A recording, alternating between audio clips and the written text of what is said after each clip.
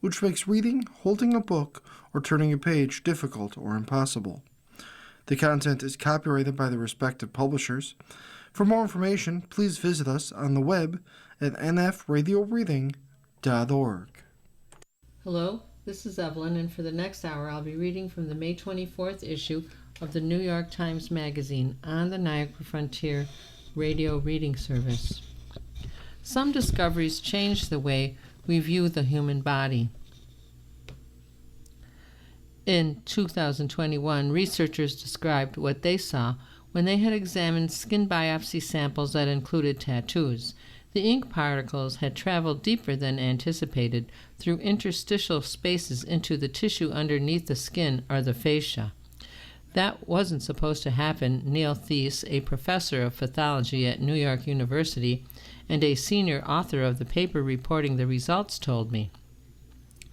The existence of an apparent conduit between skin and the fascia beneath it, two tissue layers not known to connect with each other in this way, broke accepted anatomic boundaries. The researchers also found that the same was true for other previously unknown microscopic connections between organs in the abdomen. The interstitial spaces exist in and under the skin and between and around the body's organs had been observed going back more than a century, but they were assumed to exist in isolation from one another, like a patchwork quilt. Thies and his colleagues published their first observations of these spaces in 2018. Their findings in the 2021 Tattoo Ink study implied that the body's interstitial spaces were parts of a vast interconnected whole, what scientists now call the interstitium. This is clearly a third bodily system for the circulation of fluids, in addition to the cardiovascular and lymphatic systems, says Rebecca Wells, a professor of medicine at the University of Pennsylvania and a senior author of the study.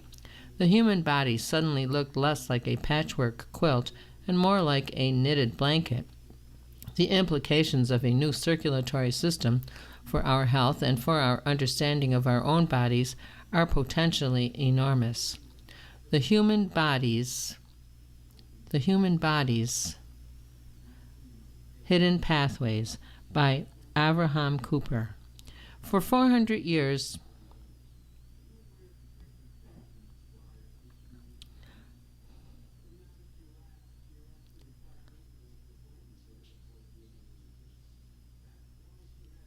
the lymphatic system, which removes excess fluid from tissues, was observed as early as 1622 by the Italian physician Gaspare Asselli when he vivisected a dog. The workings of the cardiovascular system, in which the heart pumps blood through arteries, capillaries, and veins, were first described in 1628 by the English physician and anatomist William Harvey. Anatomist. We have also known, starting with its description more than a century ago by an American anatomist and pathologist named Franklin Mall, that a fibrous connective tissue enwraps and undergirds the internal structures in the human body, organs, nerves, blood vessels, bone, and muscle.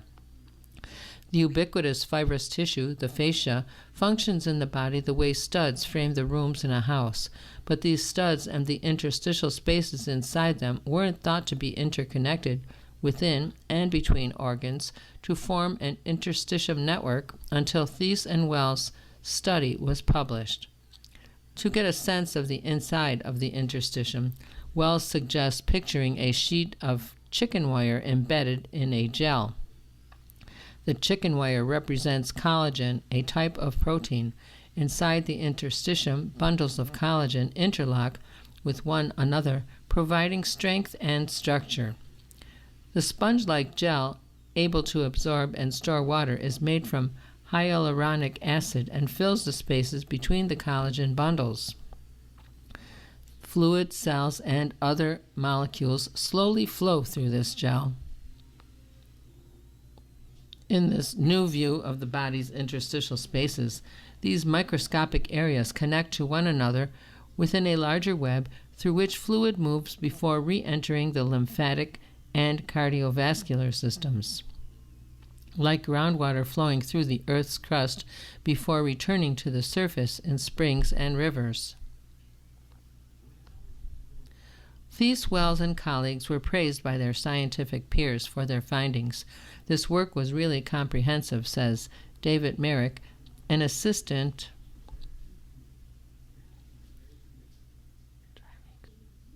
professor of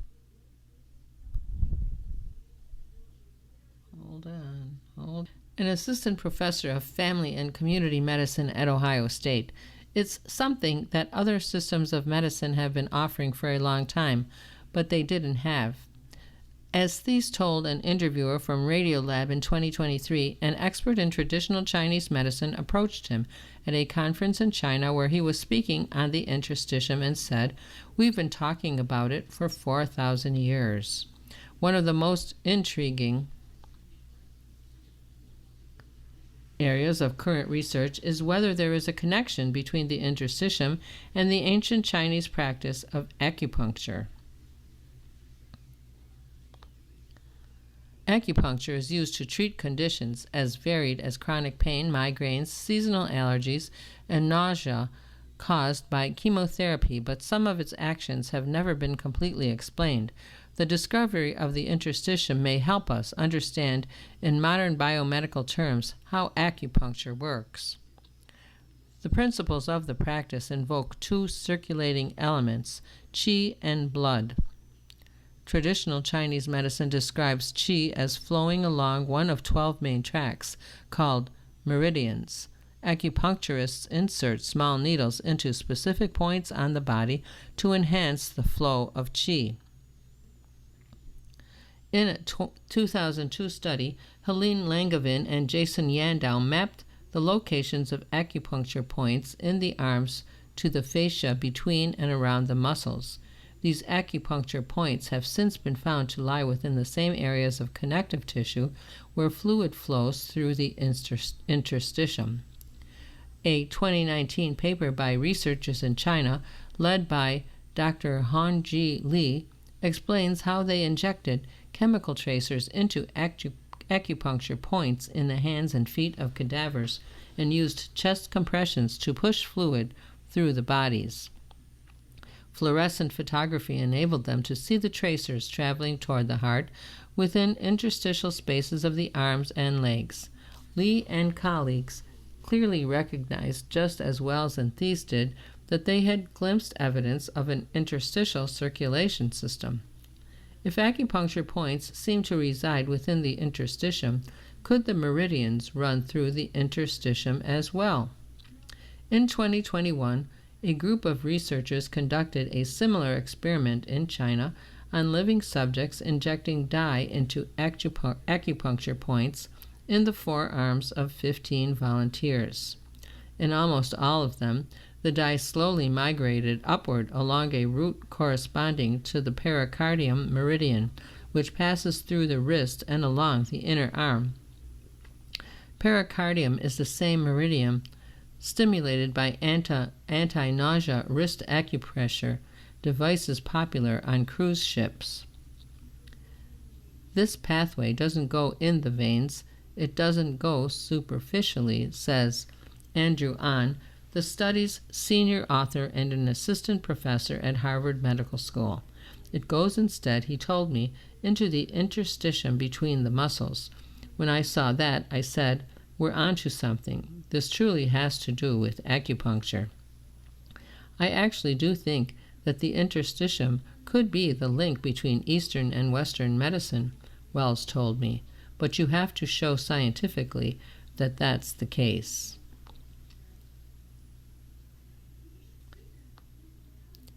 Much more research is needed to begin to understand the full implications of the discovery of an interconnected interstitium, but there are some promising leads. Research in animals led by Merrick suggests that when a person gains weight, specialized cells in the interstitium around body fat can be called upon to make healthy fat cells, which are a key factor in fending off type 2 diabetes. Tipping these specialized cells toward the production of more healthy fat could offer a target for potential diabetes therapies. Wells, who is a gastroenterologist, says that interstitial links may help explain why some patients with inflammatory bowel diseases, particularly ulcerative colitis, develop an autoimmune disease that affects the bile ducts. It has been theorized that in inflammatory bowel disease, immune cells, gut bacteria, or bacterial fragments that migrate from the intestines to the liver end up reaching the bile ducts through the interstitium. An interconnected interstitium also seems to play a critical role in cancer metastasis. It is well established that cancer cells can spread to the rest of the body by hijacking the lymphatic system. But evidence suggests that tumor cells may reach the lymphatic system by first navigating through the fluid flowing through the interstitium like fish swimming downstream. Numerous cancer types have been seen spreading through the interstitium, breaking down hyaluronic acid as they spread. These include breast, lung, colon, pancreatic, and skin cancers, among others, according to Thies. A drug called narmafotinib, which disrupts how tumor cells invade and move through the interstitium, has shown promise in early clinical trials for treating pancreatic cancer when combined with chemotherapy. The discovery of a third circulatory system could transform our understanding of how the human body works, and it may also change how we view our own bodies in relation to other biological systems. Wells points out that hydra, tiny freshwater invertebrates, have fluid-filled connective tissue called mesoglia that, like the interstitium, contain collagen and a gel-like substance similar to hyaluronic acid.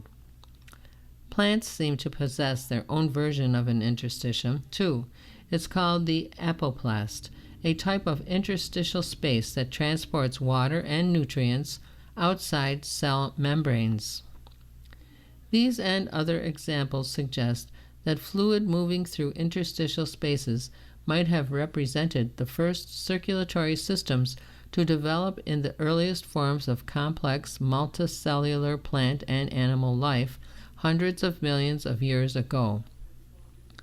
This relatively recent discovery may have opened up new research frontiers that connect to some of the most ancient life forms on our planet.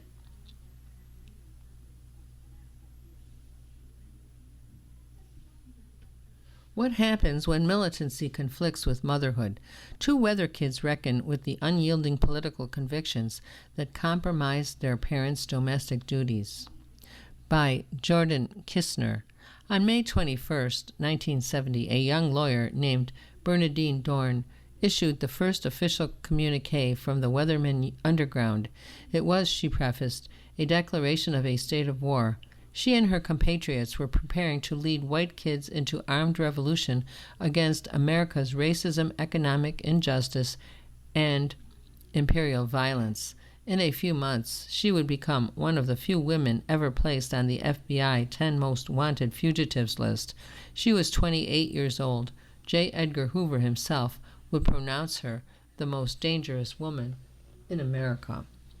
In the coming years, the group orchestrated bombings of the U.S. Capitol, the Pentagon, the U.S. State Department, and dozens more, while living as a fugitive from the federal government. Bernadine secretly had 2 children with a fellow Weather Underground leader, Bill Ayers. The most dangerous woman in America, it turned out, was a mother. Now, in his 40s, Zaid Ayers Dorn, Bernadine's oldest son, has written an account of his parents' activist careers. Dangerous, dirty, violent, and young, a fugitive family in the revolutionary underground. The book is a history of the Weather Underground, as it was eventually known by way of a family history, an uneasy reckoning with the exciting, purposeful, terrifying, and sometimes traumatizing childhood that his parents' politics created for him. You are listening to a reading of articles and features from the May 24th issue of the New York Times Magazine on the Niagara Frontier radio reading service. Another weather kid, the novelist Harriet Clark, has also published a book this spring. Clark is the daughter of Judith Clark, an underground member who was sentenced to 3 consecutive terms of 25 years to life for her involvement in the botched 1981 robbery of a Brinks truck. Her new novel, The Hill, follows the contours of her own childhood. The protagonist is Susanna, whose mother has been incarcerated for her entire life. Susanna orients her young life around the weekly trips to the prison, located on the hill of the title, where her mother has been sent to live forever. To this child, the extraordinary circumstances of incarceration are ordinary. That great gatherings of women had been brought to live on the hill I took as the natural order, Clark writes. That women defected from this order was part of the order, and that we would never defect was also part of the order. Clark was only 11 months old when her mother participated in the Brinks robbery. Ayers Dorn was 5 when his mother spent several months in prison rather than inform on her friends and comrades. While different in tone, focus, and genre, both books take up the question of the child whose sense of the natural order is shaped by a mother whose militancy conflicted with the demands of mothering. Ayers Dorn and Clark grapple with their mother's decisions to place political conviction and a vision for a better future above the needs of their own young children. While both writers are unsparing in their portrayals of the painful, permanent consequences of those choices, of families and childhoods damaged by militant struggle, they refuse to condemn their mother's actions. Instead, Ayers Dorn and Clark ask, how should the children of radicals appraise their inheritance? Ayers Dorn quotes Angela Davis, when one commits to the struggle, it must be for a lifetime. But whose lifetime? Ayers Dorn, a playwright, also explored his parents' activist trajectories in a popular 2022 podcast, Mother Country Radicals. His new book extends that investigation. Ayers Dorn compiles interviews with his parents and other surviving members of the group and draws on what paper trail exists. Whether underground publications and Black Liberation Army documents, court records, declassified FBI memos, and surveillance reports and newspaper articles from the time. The result is an archival project that cobbles together a history of the political formation and dissolution of the Weather Underground, its allies, and the families that were made in its shadow. Ayers Dorn was raised to be a freedom fighter. Born in a safe house, he spent the first 5 years of his life underground, learning to spot undercover cops before he knew how to read. At 3, he learned to walk a trajectory or a circuitous path that would lose a tail, and he knew that only calls made from payphones were safe. Fears of the FBI form his earliest memories. Bernadine Dorn and Bill Ayers always told their sons that even though they had their children during their 11 years underground, they stopped illegal political activity when they became parents. He learns in his research, however, that one of their early family camping trips was actually a stakeout of a federal prison.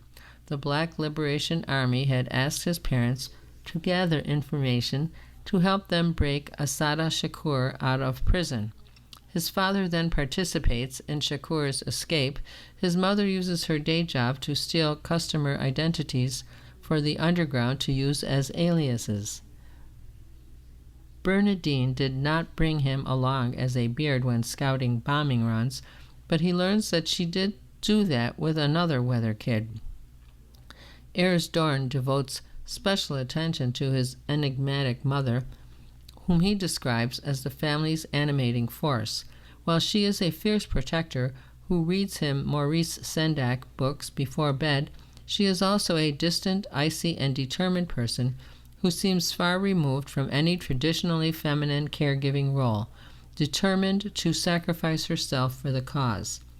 In her son's rendering, Bernadine seems less like a mother than a goddess out of Greek myth. She seemed to have created herself. Ayres Dorn writes, rather than being molded, as we all are, by a mix of her genetic and formative years. It was as if she'd been switched at birth, born a member of a different species. He tells the story of a time when, after he finished college, Bernadine demands that the family move a willow tree from one spot in the yard to another. She wants its shade to fall differently, but the willow is too rooted to be excised. She insists, and her exasperating sons finally hack the tree nearly to death and shove it in the ground in the new spot, sure that they have killed it. The next year, the willow bursts back to life as if she willed it, and eventually gives beautiful shade, seemingly a concession by nature to Bernadine's relentlessness. Ayres Dorn openly admires his mother's passionate devotion to causes, black liberation and anti-capitalism and anti-war activism, that she could have easily ignored. I loved her, he writes. I admired her. I wanted to be like her. Yet he also, with the tentativeness of a loving child, explores how her aptitude for self-sacrifice might have compromised her parenting. When Ayres Dorn is around 5, Bernadine and Bill assume responsibility for Chesa, the toddler son of Kathy Bouden and David Gilbert, Weather Underground members, who were caught assisting the same Brinks truck robbery that sent Judith Clark to prison. Only 14 months old and still nursing when his mother disappears, Chesa is traumatized. His distress is intense, and he begins having seizures. His entrance into the family is chaotic and confusing for the other children. Amid this devastation, Bernadine is incarcerated for 7 months for refusing to cooperate and testify against her fellow revolutionaries. This registers to young Ayres Dorn as abandonment. In the letter she writes her son from prison, Bernadine explains to her 5-year-old that she is away because she has chosen not to betray her cause. Lots of times here I cry because I miss you so much, and not being free is a horrible thing, she writes. But you know that what the government is trying to make me do is unfair. I can't tell them about my friends because this government is only good to rich people, and they might hurt someone if I talk to them. Young Ayres Dorn is left sick with grief and loneliness, so distraught that he begins wetting the bed. The 5-year-old's helplessness and vulnerability are absolute. He cannot understand what his mother is saying to him about the government or its treatment of rich people. He barely has a grasp on what rich people are. He cannot quite understand why his mother would choose her comrades over him. A male friend who steps in to be the boy's Mary Poppins during Bernadine's months away serves as the voice of protective outrage here. In an interview with Ayres Dorn, he admits that he was horrified that Chesa's parents ever risked being separated from him. I would never have left him for anything, ever, he says. I would never have that deep of a conviction of anything. Bernadine, of course, did have that conviction. And yet, in the letters, we also see a mother, who is trying to pay her son a kind of respect, to connect with him, to explain herself to him, to help him see the wider world he is only one part of, and to connect him to a notion of care that's bigger than the link between one parent and one child. Her trust that he will be okay without her, that others in the network can fill the void she's leaving, is suggesting to him an expanded definition of family and community. In refusing to betray a cause, she is offering her son a broader kind of fidelity, the unbending refusal to accept the world he was born into, the unbending determination to insist it change for the better. Where Ayres Dorn's writing about his childhood is direct, searching, confessional, Clark's sensibility is poetic and restrained. The novel is a peculiar and beautiful Bildungsroman following Susanna from her earliest memories into the beginning of her adulthood, though her life is characterized less by maturation or metamorphosis than by what does not and can never change, her relationship to the hill. Clark's characterization of the prison where Susanna's mother lives has the quality of a fairy tale.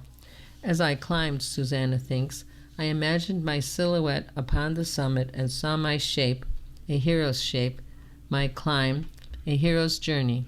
All around me were women saving up for other lives, but I'd been saved for this life. Susanna is quiet, disinclined to show the people around her what she is thinking or feeling. She seems set apart from other children, awkwardly straddling worlds, as if the realest part of her life is the part that happens on the hill, the one place where she is a child with a mother.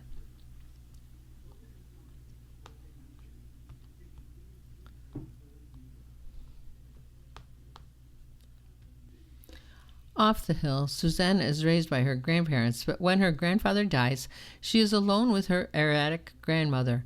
While Susanna's mother is gentle and affectionate during these visits, Susanna's grandmother is caustic and doctrinaire. Her condemnation of Susanna's mother is unyielding, absolute. She has vowed never to step foot on the hill. There was a moment when you were a baby and your mother was holding you, she tells Susanna, invoking the day her mother was arrested for driving that getaway car. You were asleep or awake, but she held you and looked at you, and then she put you down and left you forever. That's the moment you need to know. But Susanna decides that there are other moments she needs to know too. The central gesture of Susanna's life is of return. She goes back to her mother week after week, at first with her grandfather, later with a nun chaperone, and finally as she becomes a teenager alone. Told that her mother left her forever, Susanna's choice is to stay, to imagine no future without the hill. This was a feat I saw nowhere applauded, and this was the challenge I set now for myself, she says. However heralded the levers, I would become a great stayer, every descent twinned with an ascent, a life of perpetual return. Call this the call to adventure, or call it what it was, choosing the life I had, which strikes me still as wise a choice as any. That Clark is working in fiction allows her to stage the conversation about Susanna's mother's crime and its impacts in an elliptical, polyvocal way. We can both see the in real-time internal perspective of the child, who wants simply to connect with her mother and register, as the child cannot, the immensity of the toll her mother's incarceration is taking on her psychology and development. The reader's impulse to punish the imperfect mother, if it arises, becomes embodied complexly in the grandmother, herself an imperfect mother. And the imprisoned mother herself is shown mothering, week over week, loving and tending to her daughter steadily in every way she can manage. The work of deciding what the generations owe one another and how connection is forged after a breach is messy and long and spread over many perspectives. At the novel's core is an anti-carceral logic. You do not simply throw away someone who has caused you harm, and you do not pretend that the attachment can be broken simply because it has been damaged. Clark's choice, and Ayers Dorn's too, is instead to write toward the mother who caused harm, to reevaluate, to return. The offering being made to these mothers is the difficult work of ongoing integration. Choose a new mountain, the world kept insisting, Susanna says, stubborn with love. But this was my mountain. I didn't want to leave it. I wanted only to go up and down. Clark uses Albert Camus for her epigraph. One must imagine Sisyphus happy. You are listening to a reading of articles and features from the May 24th issue of the New York Times Magazine on the Niagara Frontier Radio Reading Service. As with Clark's narrator, Ayers Dorn's decision to return to and re-engage with his mother's story yields an unprecedented closeness between them. It results in a more rigorous and nuanced understanding of her choices. He comes to a kind of peace by recognizing that to his mother, choosing revolution was loving her children. Bernadine could not be someone who fought for our neighborhoods, our towns, our schools, and our kids at the expense of everyone else, he says. Even if her own children wound up as collateral damage, her most profound commitments were not personal, but global. This is a radical idea and a difficult one to live out. It runs counter to a strain of thinking rising in popularity in some corners of the right, voiced most succinctly by J.D. Vance in a January 2025 interview on Fox News that went viral. There is this old school, and I think it's a very Christian concept, by the way, that you love your family, and then you love your neighbor, and then you love your community, and then you love your fellow citizens in your own country, and then after that you can focus and prioritize the rest of the world. A lot of the far left has completely inverted this. Plenty of Christians have argued with this interpretation of Scripture, but regardless, Vance's parochial notion of care, one in which someone's proximity to me determines the extent to which I should care about their well-being, is a seductively intuitive worldview.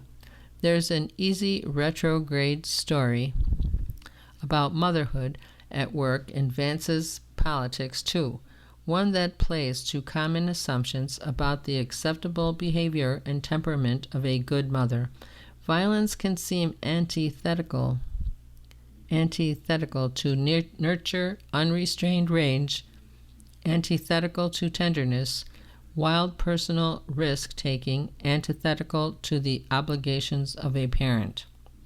But it's not a law of nature that extremism and motherhood are at odds, just as it's not a law of nature that a mother's highest obligation is to care for her children first and most. Judith Clark, Bernadine Dorn, Kathy Boudin, the mother on the hill, their stories fascinate and unsettle because they ask us to look at what happens when women bring these polarized impulses into close range. Maybe this is why Bernadine's example has been back in the zeitgeist, most notably as one inspiration for Paul Thomas Anderson's Oscars-sweeping film, One Battle After Another.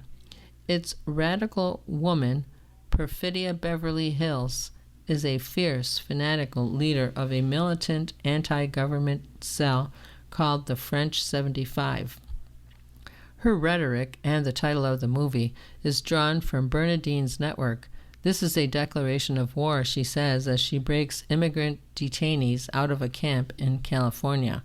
The film's most arresting image, a still shot of it, was chosen for the movie poster, is of Perfidia, massively pregnant, dressed in a black beanie, men's army fatigue pants, and a plaid shirt unbuttoned to expose her bump. Mouth open in a scream of ferocity verging on joy, she's firing round after deafening round from a machine gun pressed tight up against her bare full belly. The film accedes to the dissonance of the image. In the end, Perfidia's militarism prevents her from parenting. It's telling that both Clark and Ayers Dorn have written books that align against the self-oriented vision of love and care Vance proposes, and against the idea that a radical woman cannot parent, or parent well. They offer a messier truth. One can care for the world and one's children, but maybe not perfectly, maybe not always equally or simultaneously.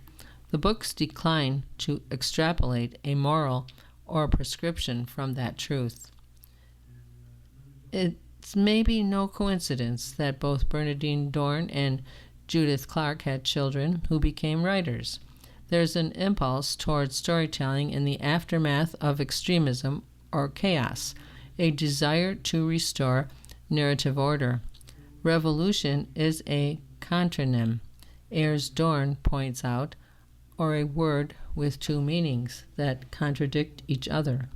Revolution, 1, a sudden, radical, or complete change. 2, a progressive motion of a body around an axis, so it returns to its initial position. The work of revolution is the work of generations, and part of that work is untangling the story in time, figuring out how all the cycles fit together, what it all means. He writes in an epilogue that his mother began losing her memory as he was working on the project. When we talked about her history, our conversations started to become elliptical and spiraling, looping without clear signposts across eras and decades, and coming back around again. This is both tragic and poetically appropriate. His writing is both an act of filial piety, sharing and thereby extending his mother's work, and a natural way to transform my inheritance. The work of making sense of her revolution is now his. The civil rights era is collapsing before our eyes. By Nicole Hannah-Jones. On May 7th, amid the din of protesters, Tennessee's Republican majority legislature met to vote on a bill that would eliminate the state's lone majority black and Democratic House district, divvying its voters up between three heavily white ones. Outraged, State Representative Justin Jones of Nashville stood in the hallway of the state capitol and set afire a paper replica of the Confederate battle flag. The words, "We will not go back," were printed along the top. But going back is precisely what the legislature voted to do, as Tennessee became the first of the former Confederate states to create and approve new congressional maps since the Supreme Court's recent decision to eviscerate the 1965 Voting Rights Act. A week and a day before the Tennessee vote,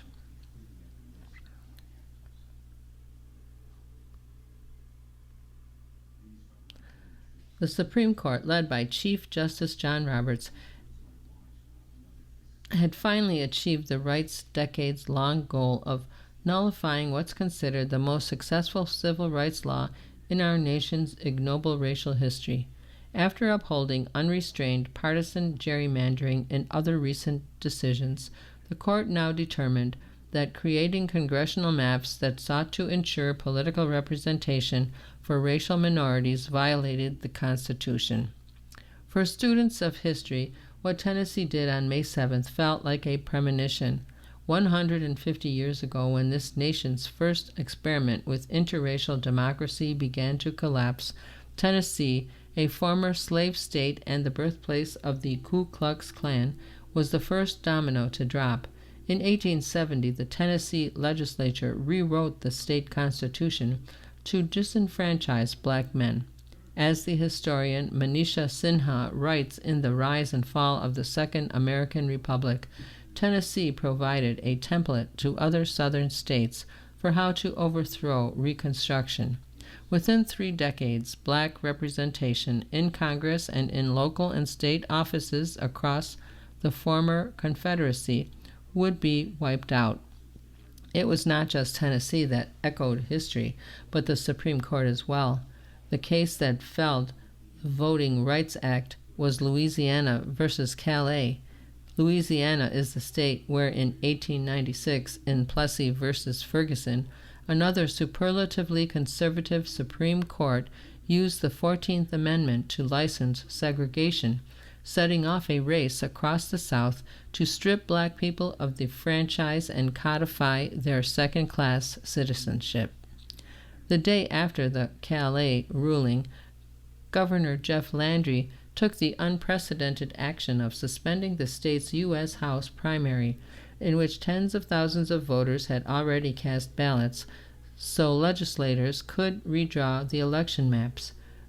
Though 1 in 3 Louisiana residents is black, Republicans intend to jettison at least one of 2 black majority districts. Well, the failed narrative is actually that people in Louisiana are racist, Landry insisted. that basically we won't elect black people. I mean, I disagree with that. In fact, since the Plessy era, Louisiana has sent only 4 black people to Congress, and a black candidate has never won in a white district there. Georgia, South Carolina, Alabama, and Florida quickly moved ahead with their own redistricting plans. And the governor of Mississippi, which has just a single black U.S. representative, despite having the nation's highest percentage of black residents at 38%, announced the intent to do the same. Voting and civil rights experts warn that America now sits at a familiar precipice. The Voting Rights Act helped transform the South. In 1965, the region had not a single black representative in the U.S. Congress. Today it has 31. Now black representation may once again disappear in the South, where more than half of black Americans live. This could lead to the largest decimation of black political power since the fall of Reconstruction. And just like then, what is at stake is no less than American democracy itself. In 1901, Representative George Henry White of North Carolina delivered a farewell speech for his entire race to the U.S. House. White, a Howard University graduate whose mother was most likely born into slavery, was elected in 1896. By the time he left office, he was the last of a cadre of black men who had, during Reconstruction, integrated Congress for the first time. As White looked out across a now all-white Congress, he said he spoke on behalf of an outraged, heartbroken, bruised, and bleeding, but God-fearing people, faithful, industrious, loyal people, rising people, full of potential force. His departure might be black people's temporary farewell to the American Congress, he said, but Phoenix-like, he will rise up someday and come again. It took more than half a century. The Reconstruction era that White was elegizing had been snuffed out with dizzying speed. It began in the wake of the Civil War as new constitutional amendments transformed the South, then home to nearly the entire U.S. black population. The 14th Amendment ensured legal equality for the former enslaved, and the 15th Amendment guaranteed black men the vote. Black men who had been enslaved or were born to parents who had been enslaved flocked to the party of Lincoln, casting ballots and taking political office. Together, black and white Republicans created representative governments that passed the most progressive legislation in the region's history, establishing public education, investing in public infrastructure and social programs, and initiating land reform and labor protections. But former Confederates, led by the Southern plantation oligarchy and consolidated in the pro-slavery Democratic Party, never accepted interracial democracy. Many white Southerners engaged in mass killings, assassinations, electoral fraud, terrorism, and coups to overthrow it. At first, the Republican Party tried to protect democracy. President Ulysses S. Grant created the Department of Justice in 1870, expanding the federal government's ability to enforce black Americans' civil rights. Congress passed the Enforcement Acts, what Sinha calls the nation's first federal hate crime laws, to guard against the wanton violence of white supremacists. The laws allowed federal officials to supervise elections in towns where white supremacists were interfering and to aggressively prosecute the Klan. You are listening to a reading of articles and features from the May 24th issue of the New York Times Magazine on the Niagara Frontier Radio Reading Service. But over the next 2 decades, starting in 1876, the all-white Supreme Court thwarted the federal government's attempts to enforce equality. It struck down all or part of the Enforcement Acts. It nullified the part of a law that mandated punishing state and local officials who worked to deny black voters the franchise. It asserted that the 15th Amendment did not guarantee black people the right to vote, but only prohibited states from explicitly using race to discriminate against voters. Then the courts struck down the 1875 Civil Rights Act, which had outlawed discrimination in public accommodations, using the same logic that today's Supreme Court did when it gutted the Voting Rights Act. The court determined, a mere 18 years after the abolishment of slavery, that there must be some stage in the progress of his elevation when black Americans must no longer be the special favorite of the laws. White Southern officials, following the roadmap the court laid out for them, immediately adopted so-called race-neutral tools that could disenfranchise black voters without ever mentioning race. They implemented poll taxes and grandfather clauses and literacy exams, and because nearly all black Southern voters identified with the pro-civil rights Republicans and nearly all white Southern voters aligned with the Democrats, white racists knew they could attack black citizenship by dismantling the Republican Party. They used partisan gerrymandering to dilute black voting power and eliminate black seats. After a while, white politicians in the North grew tired of trying to enforce black Americans' rights, and Northern business interests saw opportunity in the South's exploitable black and poor white labor. A political deal was struck that ended Reconstruction in 1877, and along with it, any federal enforcement of black political rights. With the assent of the Supreme Court and the ambivalence of the federal government, the South increasingly became once again a region with one party, white only, and often minority rule. White Southerners had their own name for the end of Reconstruction: redemption. America would not see another black man in Congress for nearly 30 years, and it would take an additional 41 years after that before a black person represented the South again. Black Americans would spend nearly a century after Reconstruction's demise fighting and dying to restore the rights they had lost, especially the right that secures all others: voting. Most Americans know the culmination of this effort as the Civil Rights Movement, which led to the passage of the landmark civil rights legislation of 1964, 1965, and 1968. But many scholars also describe this period as the start of the Second Reconstruction. If that's the case, we may be witnessing the Second Redemption. Today's Supreme Court has thrown open the door for this, using the same logic as before, that efforts to ensure black political representation illegally discriminate against white Americans. A century and a half ago, Southern state legislatures knew partisan gerrymandering could provide cover for racist gerrymandering. While the party alignments are now reversed, the racial divide remains. As long as black folks have voted, there has been a party that's basically pro-civil rights and one that's anti-civil rights. Theodore Johnson, a scholar of black electoral politics and senior advisor at New America, told me, black folks have voted mostly uniformly against the party against civil rights. Most white people vote for the anti-civil rights party.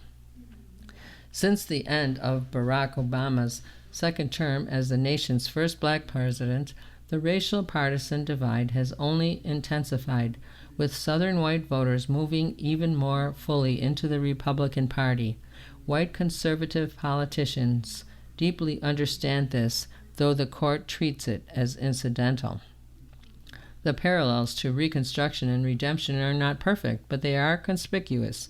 The Yale historian David Blight told me, you could argue here in big terms that Trumpism, in fact, that the modern conservative movement has been a similar reaction to the modern civil rights revolution, he said. Today's rollback of civil rights relies largely on legal machinations rather than violence, but to blight its goal is no less radical. Janae Nelson, who as president and director counsel of the Legal Defense Fund argued that the Calais case before the Supreme Court, told me that the court had greenlit a sort of wink and nod colorblindness, where majority black districts are automatically suspect, but a legislative body can create voting maps where no black people are elected, and as long as they do not say they are doing that for racist reasons, the Constitution is fine with that. And it is not just in the South that black representation is imperiled. Illinois' Democrat-controlled state Senate was planning to put forward a constitutional amendment to protect so-called majority-minority districts. After the Louisiana versus Calais ruling, it halted the effort. The consequences for black representation in Congress and state legislatures, but also on school boards and county commissions and in judgeships, could be catastrophic, not just for black Americans, but for everyone. Black rights movements have always been democratizing movements, and history shows this country cannot deny one and maintain the other. When Redeemers stripped black Americans of their franchise and political representation, white Southerners who did not align with the Democratic Party also lost the ability to choose their leaders. These all-white conservative governments then decreased funding for public education and public services, implemented regressive tax systems that favored the elite, and helped crush labor movements. It needs to be emphasized again and again. What is happening to an assault on democracy, and they're using the easiest vector, which is anti-black racism, because it's the easiest thing you could do, the laziest thing you can do, Nelson said. They are cementing absolute minority control because they do not represent a majority of this country, and if they get away with the heist, we will be locked out of multiracial democracy for at least a generation. You've been listening to a reading of articles and features from the May 24th issue of the New York Times Magazine. Your reader has been Evelyn. Thank you for listening. Coming up next on the Niagara Frontier Radio Reading Service is the USA Today. Following that at 2 o'clock is episode number 6 of 1929 by Andrew Ross Sorkin. Stay with us for these readings and more.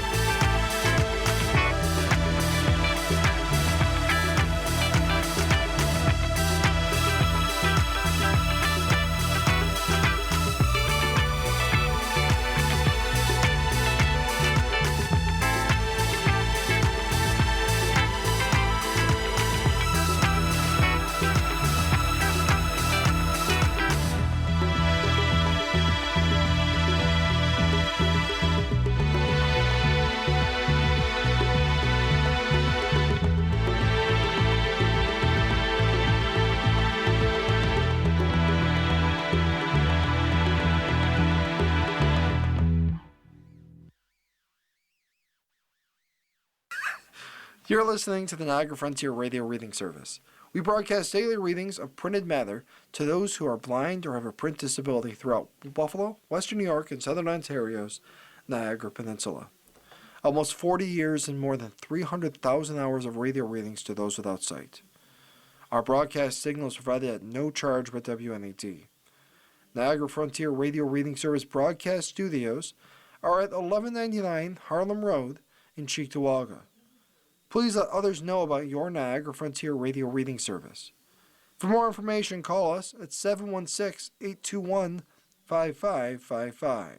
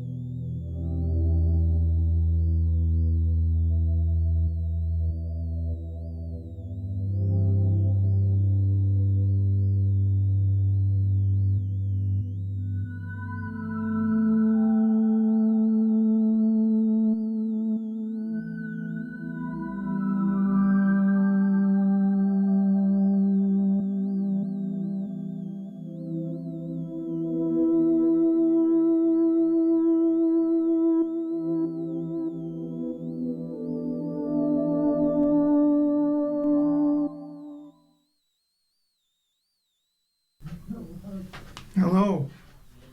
Follow